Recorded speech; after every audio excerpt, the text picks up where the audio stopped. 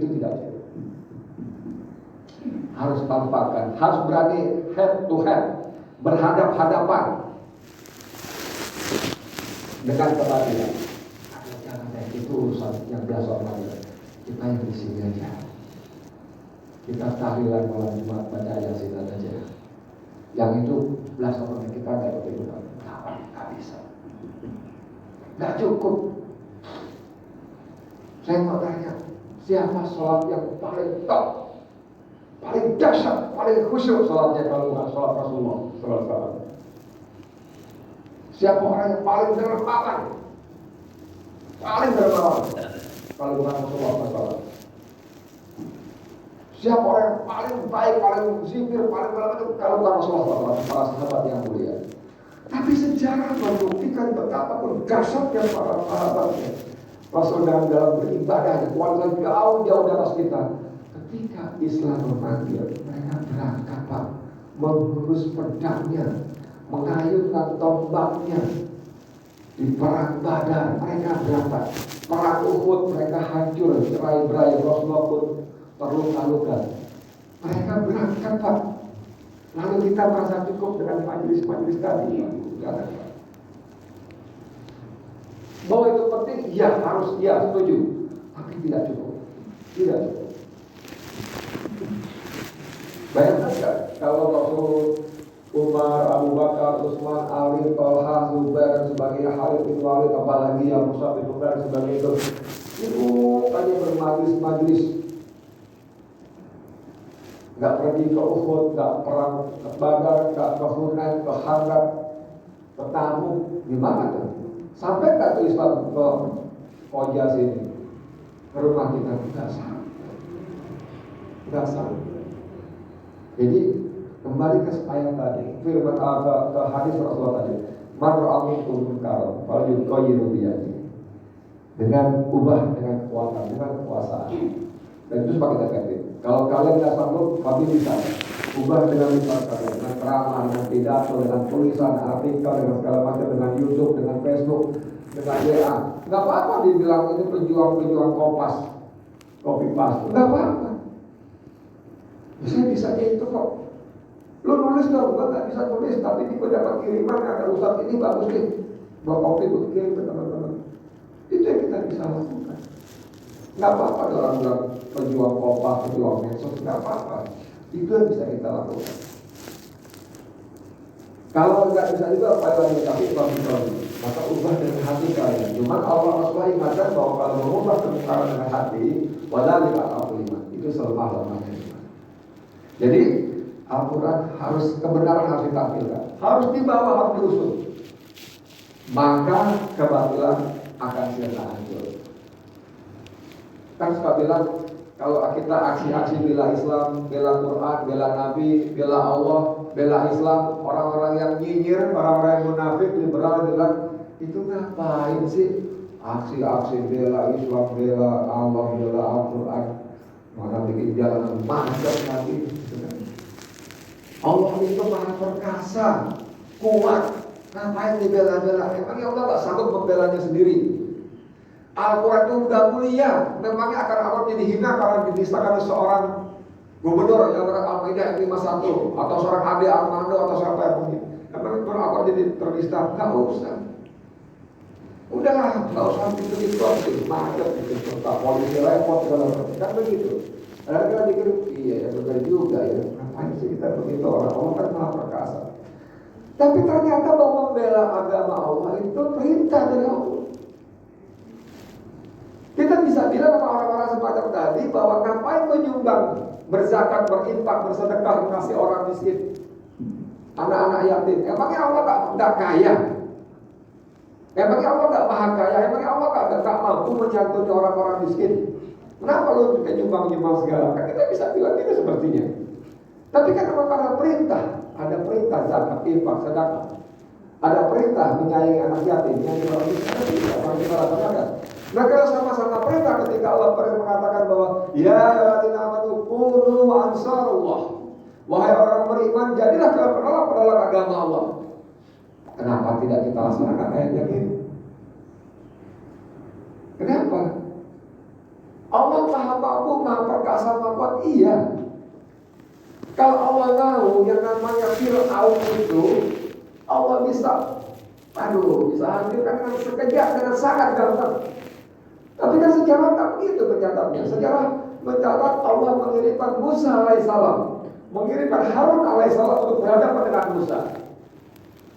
Kalau Allah mau, Namrud yang zalim itu bisa Allah binasakan dengan segera.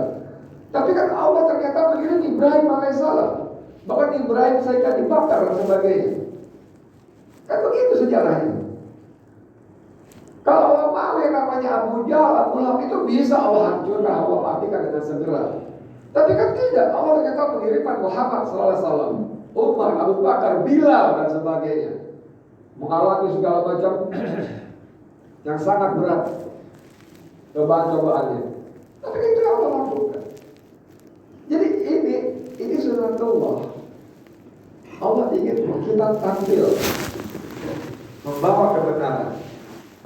Modalnya ukhuwah tadi.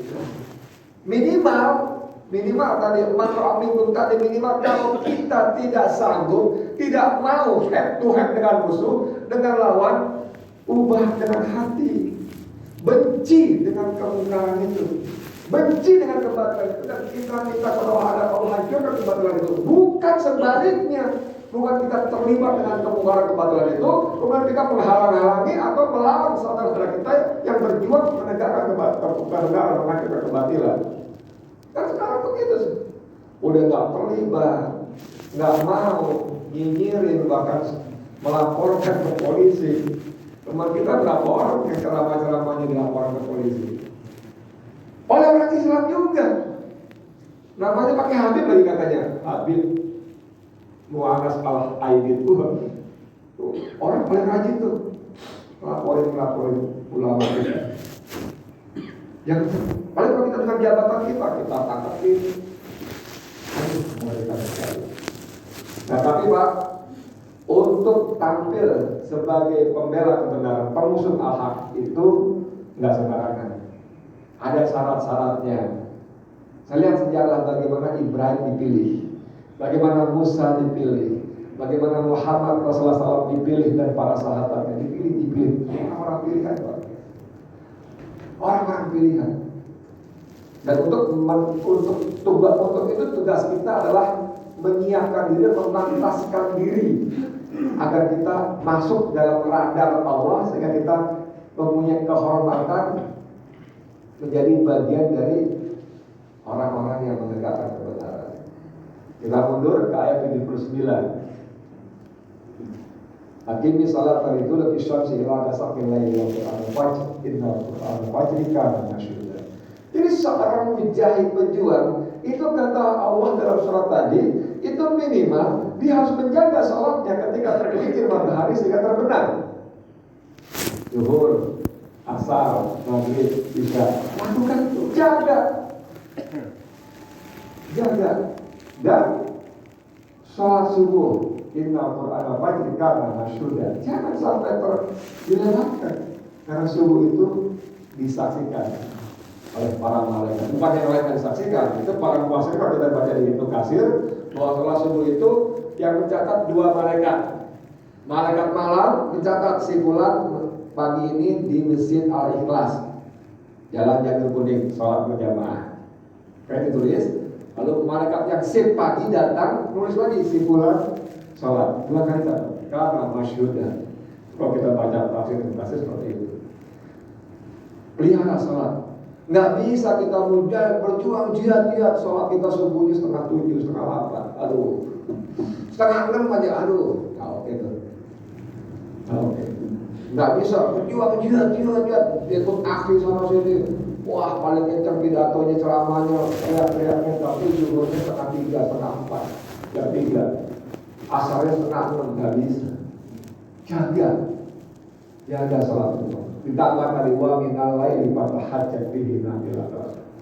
Malam bangun pada sholat malam itu, aduh dahsyat sekali. Kita berhubungan langsung dengan Allah yang Maha Kuat. Jalin komunikasi bergantung dengan Maha Kuat. Karena kita berhadapan dengan musuh-musuh yang tidak ingat, musuh-musuh yang punya segala macam sumber daya. duitnya nggak terbatas, fasilitasnya, medianya nggak terbatas, aparat birokrasinya terlibat semuanya. Kalau kita hanya mengandalkan sendiri dengan diri kita, aduh, bergantung kepada Allah, jalin komunikasi pada Allah, minta tolong pada Allah. Baru setelah itu, Pak, ada punya ada ketentuan lagi. Waktu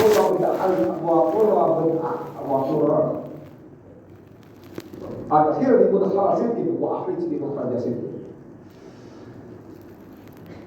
Masuk ke dalam persoalan dengan cara yang benar, keluar dari persoalan dengan cara yang benar.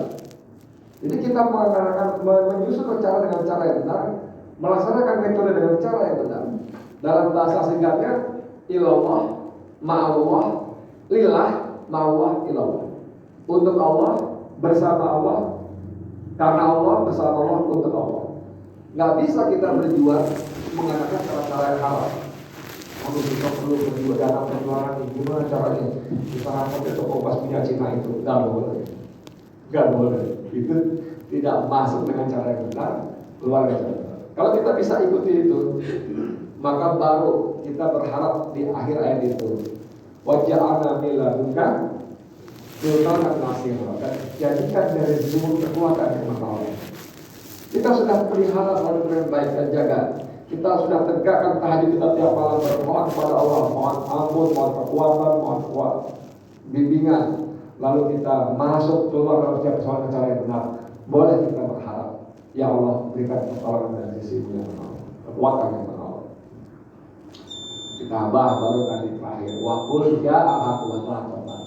Baru dengan begitu kita bisa katakan yang hak itu datang dan kebatilan pasti hancur. Tanpa itu Pak, mohon maaf, apalagi kalau kita masih banyak niat-niat yang lain. Niat ingin cari posisi, cari jabatan, cari jabatan, cari bisnisan, segala macam. Bahwa itu kita butuhkan, iya. Bahwa itu kita perlukan, iya. Tapi mohon disetel betul-betul niat dari awal. Bukan itu yang kita tuju. Tujuan kita ke sana, ridha Allah. Kalau dari sana Allah kasih hadiah ini, itu bonus. Kita perlu, iya. Itu bonus. Tapi bukan karena ini.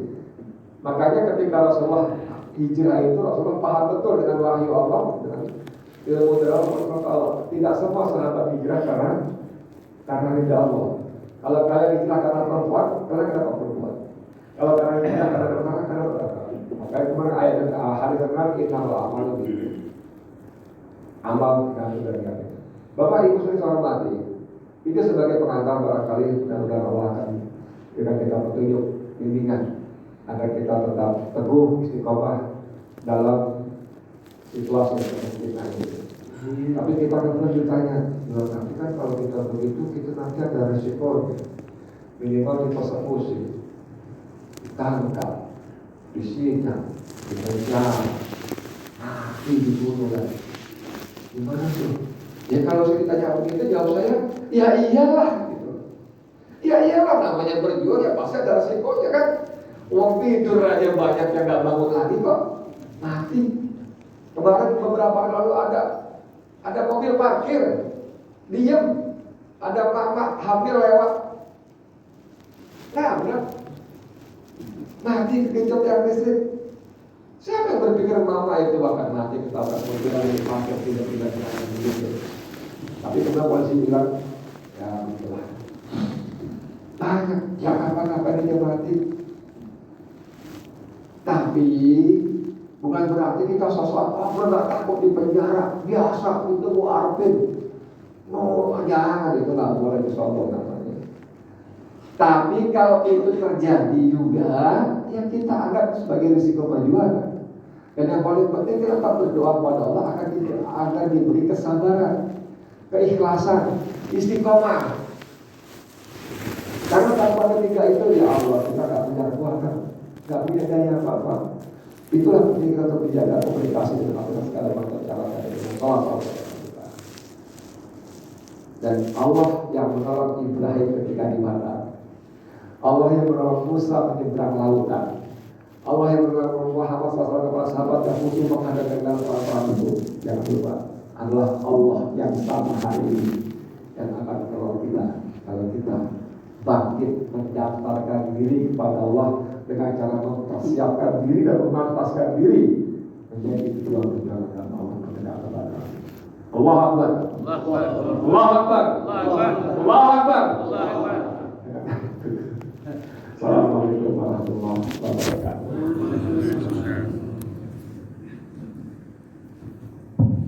Baik, jazakumullah Ustaz atas tausiahnya.